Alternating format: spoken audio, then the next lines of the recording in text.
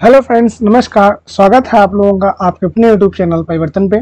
हम लोग UP triple S C VDO re exam के प्रैक्टिस सेट को सॉल्व कर रहे हैं।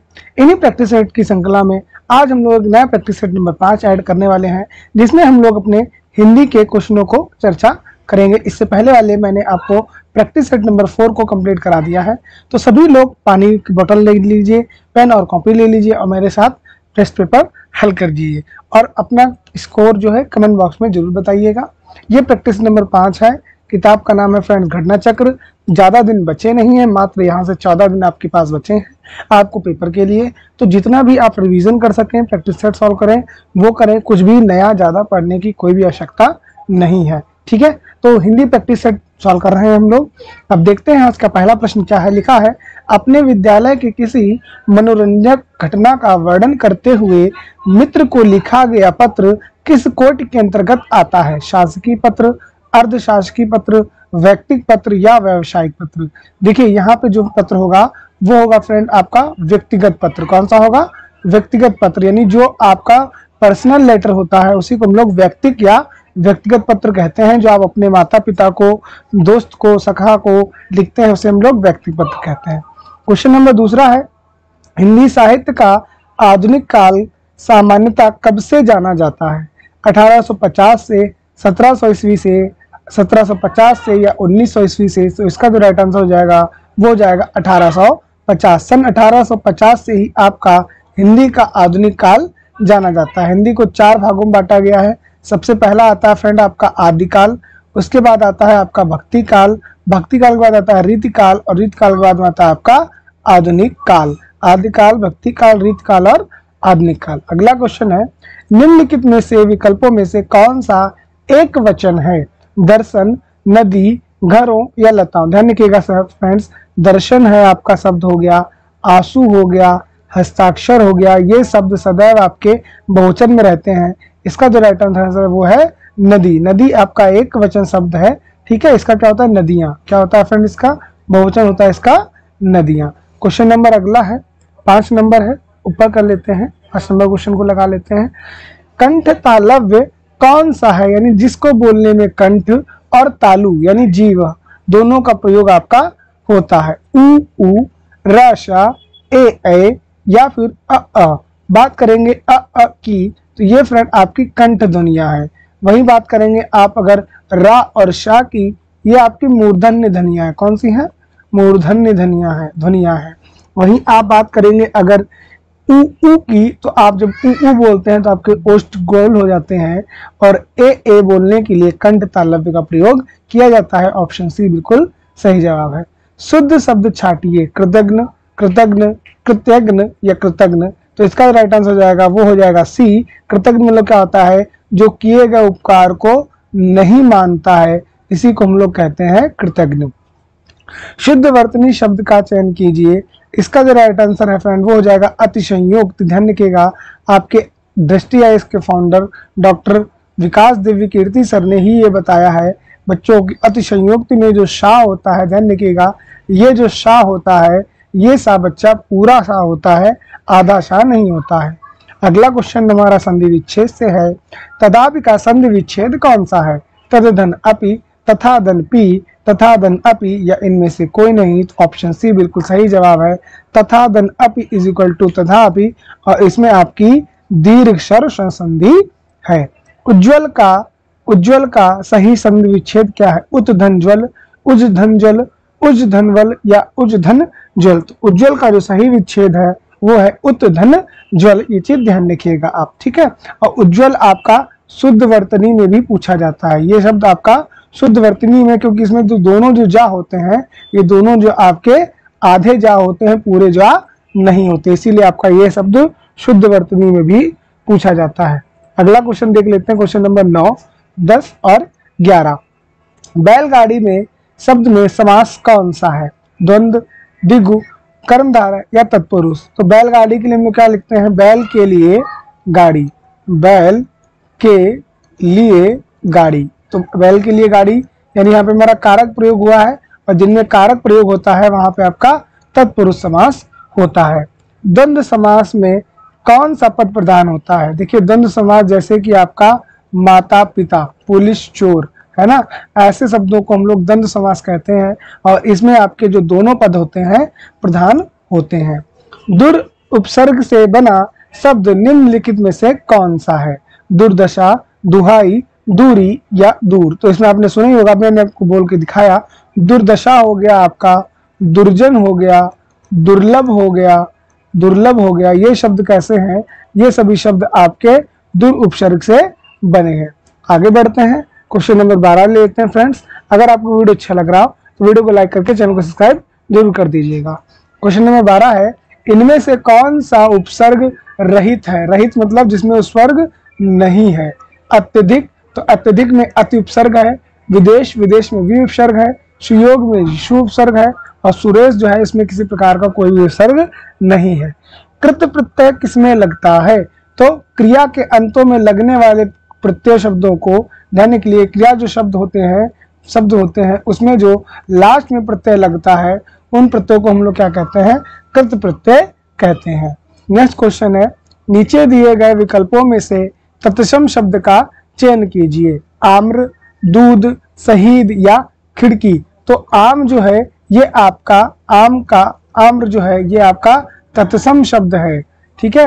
किंचित तत्सम शब्द का तद्भव बताइए। तद्भव बताना है कुछ, थोड़ा, लेकिन या परंतु। इसका जो राइट आंसर हो जाएगा वो हो जाएगा कुछ।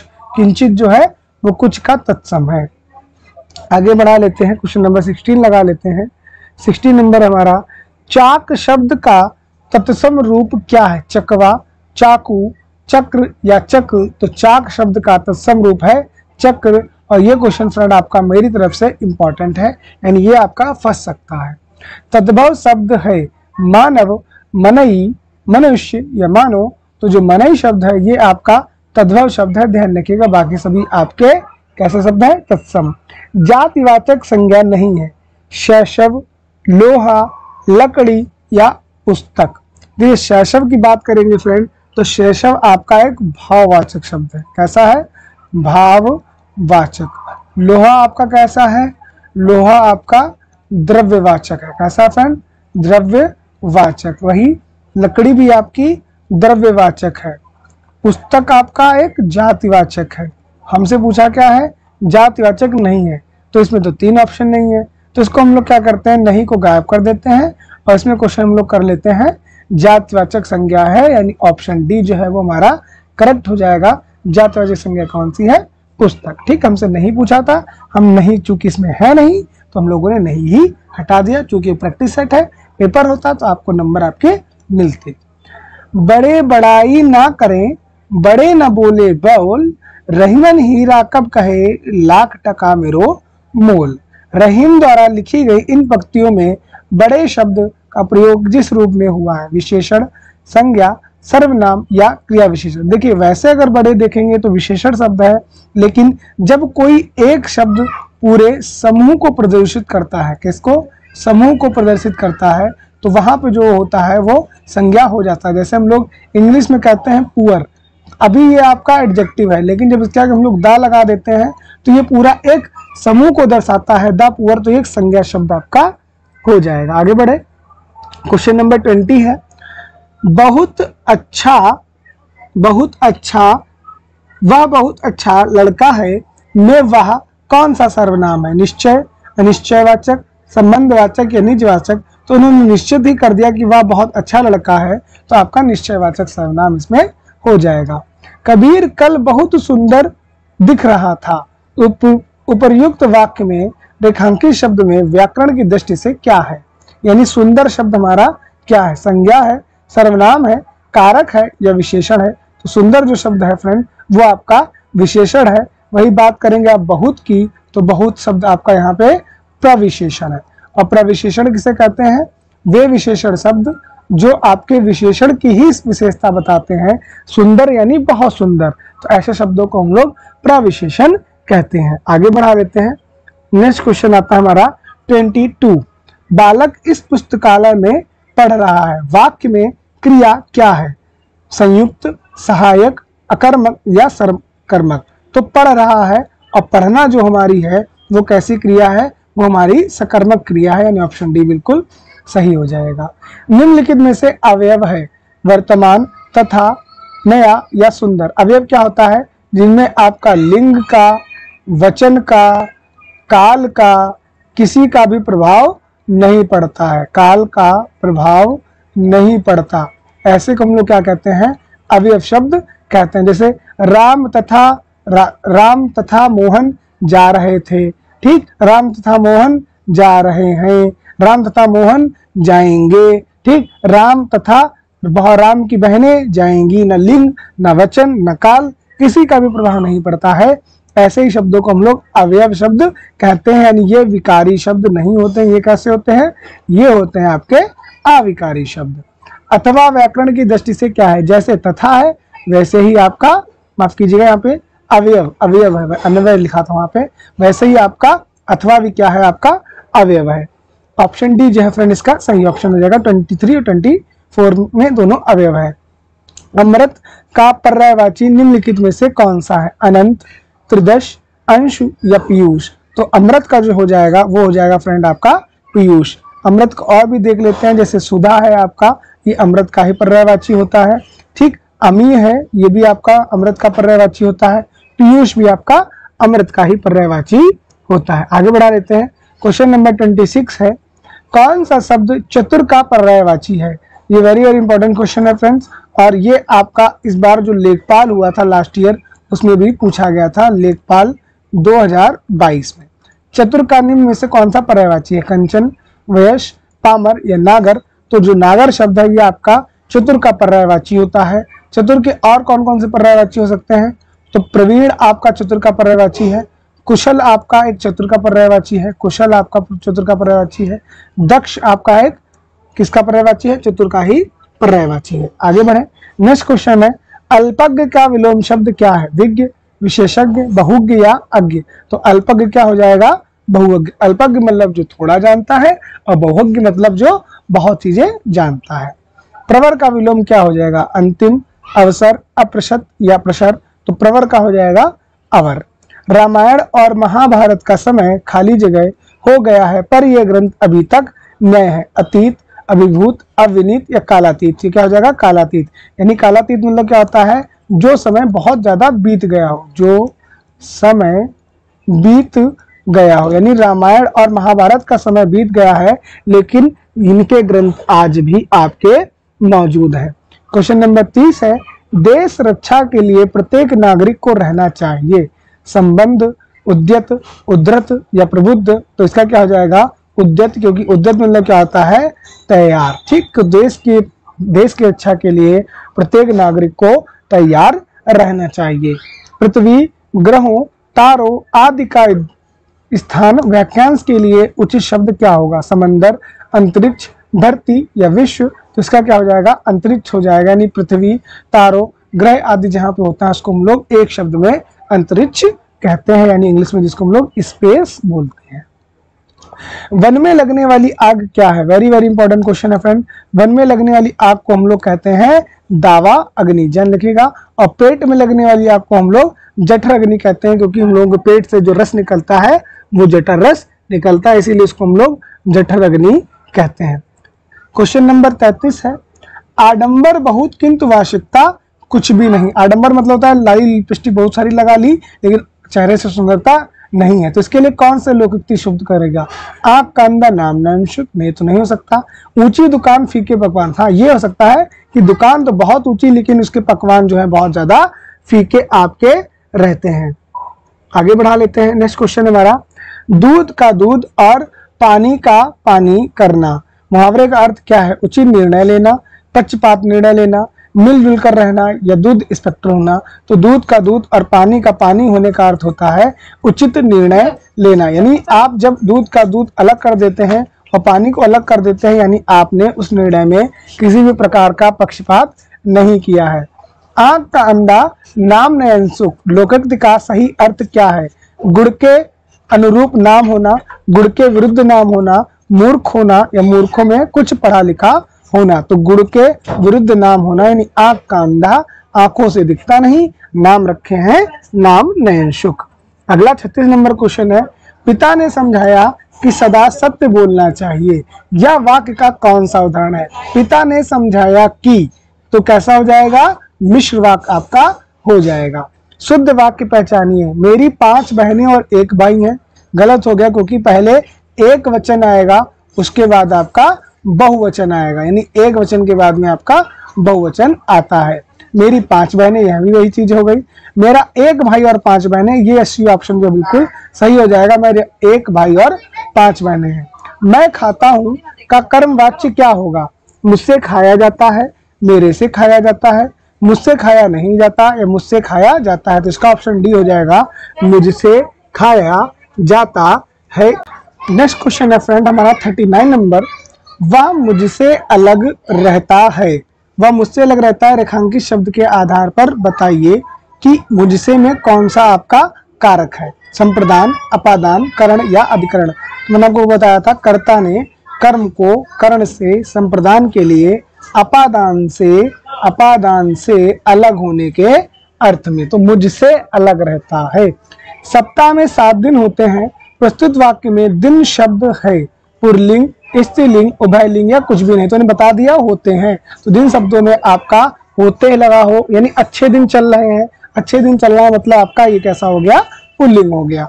स्त्रीलिंग शब्द का बहुवचन बताइए। स्त्री, स्त्रियों, स्त्रियां, स्त्रियां। तो इसका राइट आंसर हो जाएगा ऑप्शन नंबर डी, स्त्री या। ध्यान रखिएगा, जब भी किसी वाक्य में लास्ट में बड़ी की मात्रा आती है तो उसको छोटी की मात्रा बदल में उसमें लास्ट में या लगा देते हैं। सीता सो रही थी। वाक्य का काल कौन सा है? सामान्य भूतकाल, पूर्ण भूतकाल, अपूर्ण भूतकाल या संदिग्ध भूतकाल। तो इसका राइट आंसर हो जाएगा आपका अपूर्ण भूतकाल, यानी जब किसी वाक्य की समाप्ति का पता नहीं होता है, समाप्ति का पता नहीं होता है, उसी को हम लोग क्या कहते हैं? अपूर्ण भूतकाल कहते हैं। ऋषि की गाय बहुत दूध देती है। वाक्य में रेखांकित शब्द किस विशेषण का उदाहरण है? बहुत दूध देती है, यानी हमको नहीं पता कि वो कितना दूध देती है, तो ऐसे विशेषण को हम लोग परिमाण बोधक विशेषण कहते हैं, जिसमें हमें ये तो पता है कि कुछ क्वांटिटी में चीज है, लेकिन कितनी है? जैसे कुछ हो गया, थोड़ा हो गया, कुछ हो गया, थोड़ा हो गया, बहुत हो गया। इन शब्दों का प्रयोग हम लोग परिमाण बोधक विशेषण में करते हैं। अशुद्ध शब्द पहचानिए। अनुसुईया सही लिखा है, ऐनक सही लिखा है, संकट गलत लिखा है। संकट लिखा जाता है आपका, अंक की बिंदी लगाई जाती है। संशय भी आपका सही लिखा है, यानी ऑप्शन सी जो है वो गलत लिखा था। संकट पे अंक की बिंदी आपकी लगेगी। आगे बढ़ाते हैं, नेक्स्ट क्वेश्चन को देखते हैं। आगे हमारा क्वेश्चन नंबर है 45, 46 एंड 48। हिंदी का विकास प्रदान करने के लिए प्रदान करने वाली भाषा कौन सी है? पाली, प्राकृत, संस्कृत या अपभ्रंश। तो हिंदी भाषा जो अंतिम रूप से निकली है वो निकली है आपके अपभ्रंश से। संस्कृत 1 नंबर पे है, पाली 2 नंबर पे है, प्राकृत 3 नंबर पे है, अपभ्रंश 4 नंबर पे है, फिर लास्ट में आता है आपका अवहट्ट। ठीक, तो संस्कृत, पाली, प्राकृत, अपभ्रंश और अपहट्ट। सौर सौनी अपभ्रंश के अंतर्गत आने वाली भाषा नहीं है, यानी कौन सी भाषा सौर सौनी अपभ्रंश के अंतर्गत नहीं आता है? बात करें तो हिंदी में 5 भाषाएं और 18 बोलियां हैं, ये चीज ध्यान रखिएगा। गुजराती आपकी आती है, सिंधी आपकी नहीं आती है, ये आपका सही हो जाएगा। राजस्थानी भी आती है, पश्चिमी हिंदी भी आपकी आती है, और आपके ध्यान रखिएगा तो गुजराती, राजस्थानी, पश्चिमी हिंदी, सिंधी आपकी इसमें नहीं आती है। फ्रेश ब्लड का उचित शाब्दिक अर्थ क्या है? ताजा खून, स्वच्छ खून, नया खून या साफ खून। तो आपका फ्रेश ब्लड का अर्थ होता है नया खून, यानी जो बच्चा घर में नया जन्मा होता है उसके लिए हम लोग शब्द यूज करते हैं आपका फ्रेश ब्लड। क्वेश्चन नंबर 48 देख लेते हैं। आज हमारा सर्वोपरि कर्तव्य है देश की सेवा करना। निम्न वाक्य के सही अंग्रेजी अनुवाद का चयन कीजिए। Our duty is to serve our country. Serving of our country is our duty. Our foremost duty is to serve the country. Our foremost duty is to serving the country. इसका जो राइट आंसर हो जाएगा वो हो जाएगा option number C, our foremost duty is to serve the country. एकल का विलोम शब्द क्या है? अकेला, उपयुक्त, पर्याप्त या बहुल। तो एकल का क्या हो जाएगा आपका बहुल। गजवदन का पर्यायवाची क्या है?